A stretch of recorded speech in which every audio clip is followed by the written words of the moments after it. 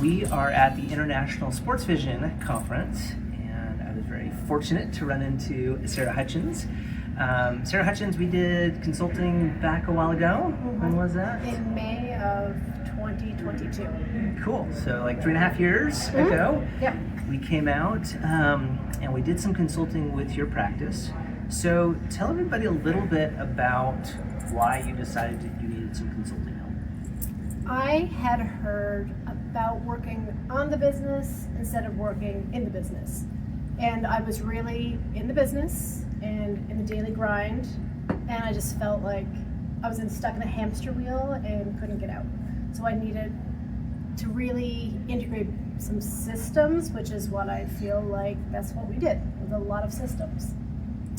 I am kind of a systems guy, so I love systems because it does do exactly what you're talking about, which is take you from just trying to be the person doing everything, which I have way too many doctors that try to do that, to the person that's managing, right? Yeah. And overseeing.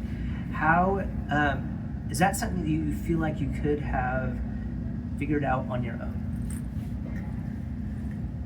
Efficiently, no.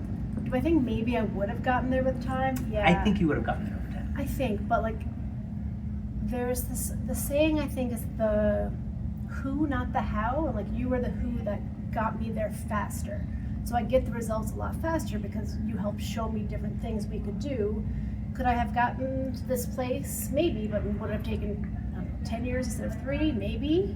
So I think it's about the who, not the how of who can get you there faster. Something that really struck me when I first came out to work with Sarah is that she was a very bright, very good practice owner. And so I do think that you would have gotten there. I think you would have figured it out. But what you just said is what I think is so important for people to hear, which is the benefit I have is not only have I run my own practice, but I've gone to all of these practices all over that really find the best practices just kind of float to the top. So I know what works the best, right? Mm-hmm. Just from my experience in being all these clinics. And so I think that's what helps me, in addition to loving the systems and figuring out what are those systems that work well and implementing those. So how was that with your staff? Because we did spend some time with your staff. Did you feel like you got a lot of pushback? Did they get on board when we were there? No, maybe I'm biased too. I think I have the best staff. I mean, you do have met amazing them. staff, yes. They're fantastic. No pushback. They're totally on board. I think having systems too helps them. That their expectations are clearer. What I'm looking for them and what they can expect out of a job became a lot clearer. So I think it just makes everyday life easier for everybody. So if I were to say, name your top 3 things that we came and helped you with, what would you say? Systems. Okay, systems. In particular, like what kinds of systems? Like where were you? Was it like the sign-up process? Was it like how to administer the vision therapy program? What you don't measure, you can't grow. So in terms of tracking our numbers was a big thing. So looking at that to know where we are every week. Actually, every single week I go in and they take certain numbers that I want from the data capture sheet, and I see it during the week at the staff meeting. So they're right there in front of me. So I'm like, oh, why are referrals down? And why are they? What's going on here that this is off? So I really get a chance. It's put in front of me every single week. So that's a big thing. Leading indicators, right? So that you're not reacting to it's already a mess and a problem. Yes. Like I see the problem coming, so we can make a course correction before it becomes a mess. Yeah. Love that. We also, the systems of the sign-up process and auditing our own sign-up. So has this been done? Have we sent off a thank you? Have we, these different little things that we do that really help make the connections quite well.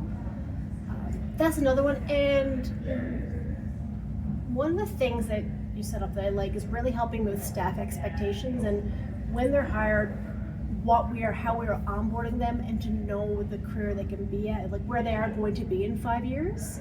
So I think that's a big thing they just don't know where this is going. I think that made it a lot more meaningful for staff. Yeah, it's so funny because so often people, for some reason when they bring me on, it's all marketing. Tell me how to grow my practice. And so often it's like, no. Like, yes, we'll talk about marketing. We've got lots of cool marketing stuff, but I didn't talk about that at all. yeah, like let's get these systems going so we have the foundation. So then we can. And marketing things are great that I learned as well, but it's just a piece of it. So you were telling me a little bit about where you're at today. Yeah. Do you mind telling everybody? Which you didn't ask me to say, but I told somebody else that since when you came, the practice revenue the gross revenue has tripled, just over 3 times, and I have been able to increase my own salary by double. I'd love to hear that. That just makes my heart feel so good. I don't think you need anything else. Why does that make my heart so warm? Is because we need more vision therapy out there. And if the thing that everyone says that vision therapy is nice, you just can't make any money out of it, if that keeps being the mantra, vision therapy is never going to go anywhere. No. And it can be, when done correctly, one of the most profitable parts of an optometry practice. And I don't work in clinic either 5 days a week, but it's because I do work on the business. Yes. Which I have started to enjoy. Yes. Yeah. I'm still in clinic at least 3 days a week. Sarah, thank you so much for doing this. Thank you. Really appreciate it. Thanks.